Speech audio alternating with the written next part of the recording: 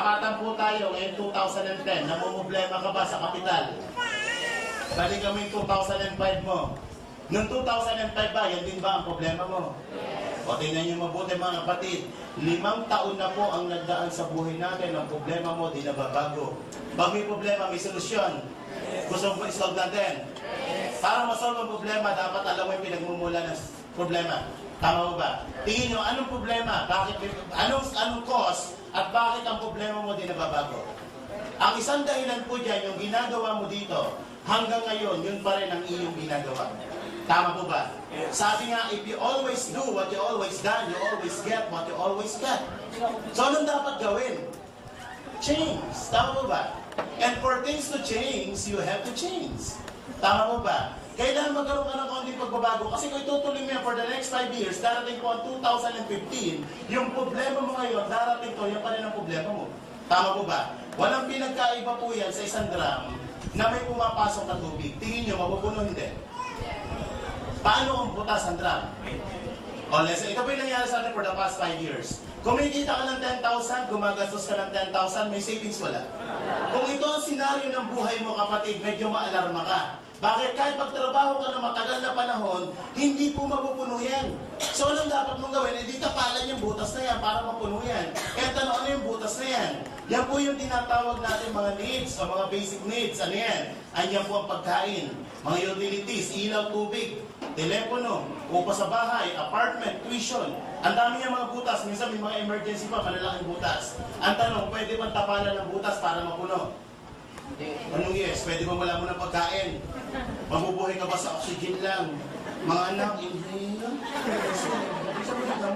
Pwede ba yan? Pwede ba naki-schedule ang pagkain ng mga anak nyo? Mga anak, cost reduction tayo ha. Ang kain nyo, MWF lang ha. Kami na dati, DPHS. Pero ano po si Lola? Every Sunday nyo lang.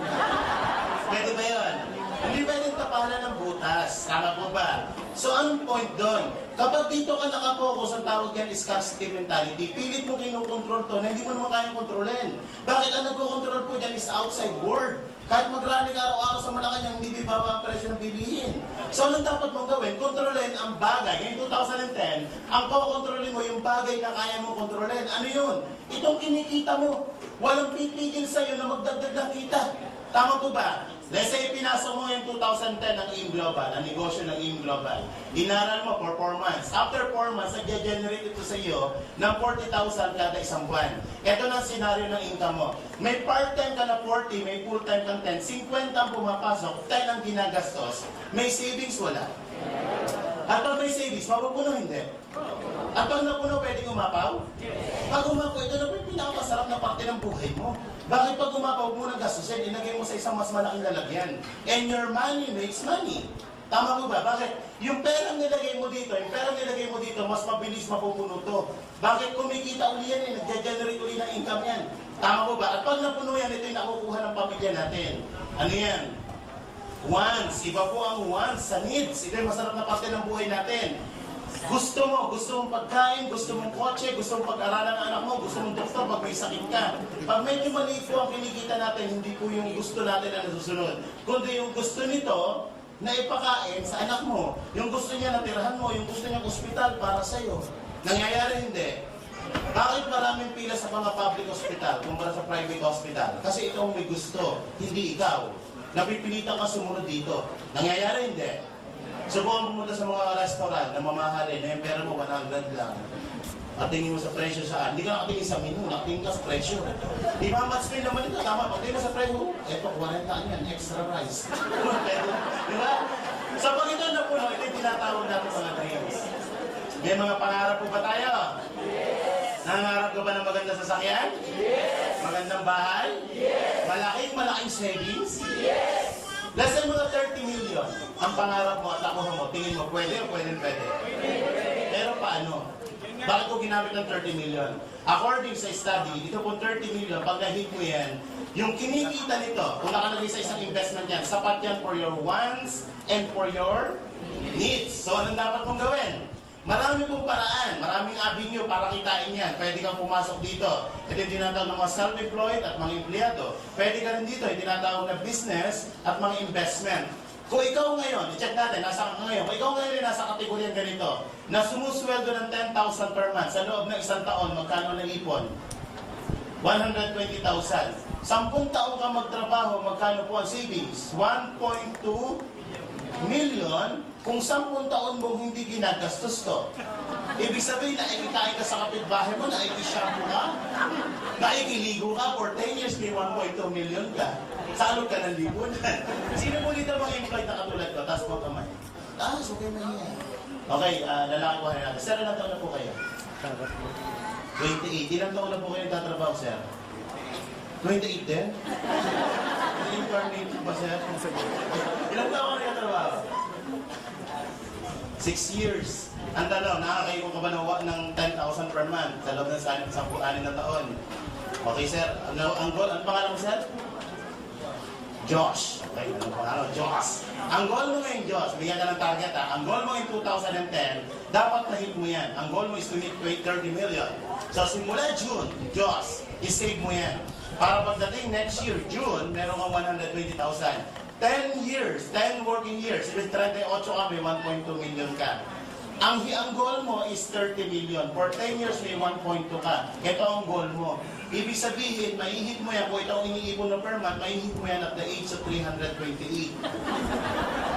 Ito si Abraham Diyos. Kaya hindi. Anong point? Hindi ko inaapi ang pagiging empleyado kasi more than half of my life andito ako. Gusto ko lang po ipakita sa inyo na kapag naandito ka, you are just working. For your needs, you're not working for your fortune or for your wants. So, anong dapat gawin? Kapag isang lugar ang gusto mong puntahan at hindi kaya ng vehicle, mag-a-upgrade ka ng vehicle. Tama mo ba? Parang ganito. Ang time limit mo lang is 2 hours. Pupunta ka ng Cebu. Pwede ka ba mag-roro? Hindi. O pwede ka magbarko? Anong dapat mo gawin? Anong vehicle na gamitin mo? Aeroplano. So meron kang iihit na ganito. Hindi mo kaya kuhanin dito kasi aabuti ka ng 328. Kahit laki mo ng laki restaurant, hindi mo kaya abutin yan. Tama mo ba? So ano dapat mo gawin? Pupunta ka sa isang isang lugar na kaya mo mahito. Bababa ka ng kaunti dito. You have to work part-time for your fortune. Sa negosyo, pag-usapan natin, kaya bang kitain ng 100,000 kada isang buwan? Ay, sisiw yan. 2 araw, 1 araw nga lang kinikita dito yan. 12 months, magkano kita mo? Nasa isang buwan to, in 12 months, magkano? 1.2 million. Kung ito ang kinikita nyo, tingin nyo, malapit sa pangarap. Yes! So, anong dapat gawin? Kung ito ang ginagawa nyo po, kapatid, you have to change the formula. Change the formula. O add the formula. Hindi mo kailangan mag-resign. Alam niyo po, for more than 2 years, ginawa part-time ko. Nag-200,000 ako, part-time pa ako. Nag-resign na lang po ako kasi nahihiya na ako. Alam niyo bakit? Pagdating ng payroll doon, puro absent ako, natira sa 3,000. Eh dito, nagka-10,000 per day ako. Sabi ko sa boss ko, boss, you're fired. Nag-resign ako. Pwede kang mag-part-time. Ang kailangan aralin ito po, business skills and knowledge. Ito kayang pag-aralan 6 na buwan lang. Makamatan ka lang yan, libre yan. Upo ka lang dyan, matututunan mo yung business skills. Kaya marami nag-pay-fail sa negosyo simply because walang skills and knowledge. Tama po ba? Pero kung alam mo ang negosyo, hindi ka mag-pay-fail. Pero alam niyo po ba itong 10,000 sa employment? Napakataas sa requirements yan. Meron po yung tinatawag na employment skills and knowledge. Tama po ba? Ilang taon po ang elementary? Ilang taon ng high school? Ilang taon ng kolehiyo? Review board exam? Ilang taon kang nag-aral? 15 years para turuan ka kung paano kitain ng 10,000 per month. Yan ang tinuro sa atin for 15 years. Tama po ba? Eh, gross to. Ano mo nang binabawas dyan? SSS, pag-ibig, withholding tax, 2,000 na lang. Aabutin pa ng 3,000 yan. 2,000 na lang, magkano na iwan sa sweldo? 8,000. Mamamasahe, parito, 100 per day, 3,000. Magkano na iwan sa sweldo? 5,000, kakain. Pwede ba may bagong kabanyan, paamoy naman. Pwede ba 100 per day na budget sa pagkain? Tipid na tipid yan. 3,000 ulit. Magkano na iwan sa sweldo mo? Ano pang gastos? May cellphone. Pag load, 1,000 ang load. Magkano na iwan sa atin? Yan po ang pinag-aralan natin for 15 years. Mas malaki pa ang sweldo ng katulong. Ano masakit dito? Masakit na masakit. Bakit?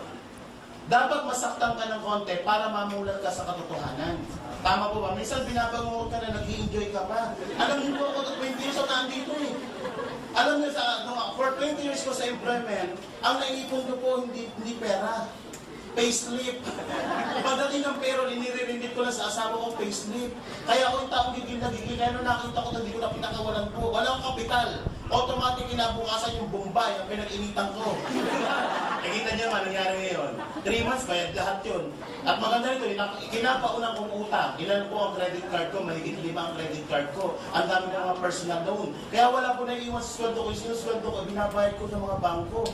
So, nagsasabi ng pamilya. So, nakita ko to, utang din. Yung utang ko, umutang pa ako para sa negosyo. Ang maganda po nito, lahat ng utang na bayaran. Dating apartment na tinitirahan ko, ngayon nasa bagong condo po ako, 3.2 million. So, ito lang, gusto nyo ko ng isang utang. Okay. Anong dapat gawin? Skills and knowledge. Bago ako magsimula, dapat may kapital. Tama mo ba? Wala po negosyo, walang kapital. Tataya ka ng konti, hindi ka mananalo sa loto pag hindi ka tumaya. Kahit araw-araw kung lumakad ang panhod sa Quiapo, at hindi ka naman tumataya ng loto, hindi ka mananalo. Tama mo ba? You have to invest. You have to invest your time, your energy, and your money.